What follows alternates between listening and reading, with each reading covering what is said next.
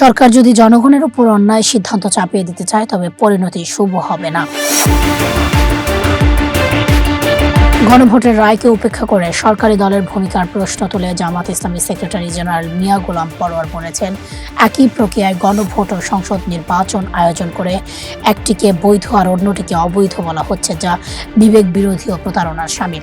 সংখ্যাগরিষ্ঠতার দম্ভে সরকার যদি জনগণের উপর অন্যায় সিদ্ধান্ত চাপিয়ে দিতে চায় তবে তার পরিণতি শুভ হবে না। গতকাল শুক্রবার রাতে খুলনা মহানগরের শ্রমিক কল্যাণ ফেডারেশনের উদ্যোগে নগরের খালিশপুর বিআইডিসি রোডের শ্রমিক কল্যাণ ট্রাস্ট মিলনায়তনে অনুষ্ঠিত ঈদ প্রীতি সমাবেশে প্রধান অতিথির বক্তৃতায় তিনি কথা বলেন। অতীতের উদাহরণ টেনে মিয়া গোলাম পরোয়ার বলেন, কর্তৃত্ববাদী শাসকেরা সংখ্যাগরিষ্ঠতার জোরে জনগণকে দমন করতে চেয়েছিল, কিন্তু শেষ পর্যন্ত টিকে থাকতে পারেনি। তাদের দেশ ছাড়তে হয়েছে। দেশের বর্তমান রাজনৈতিক অচল অবস্থা নিরসনে পূর্ণ দায় সরকারের। সংকট দীর্ঘায়িত হলে এর দায়ও সরকারকেই বহন করতে হবে। সরকারের উদ্দেশ্য, তিনি বলেন, দেশকে আর সংঘাতের দিকে ঠেলে দেবেন না, জনগণকে আবার রাজপথে নামতে বাধ্য করবেন না।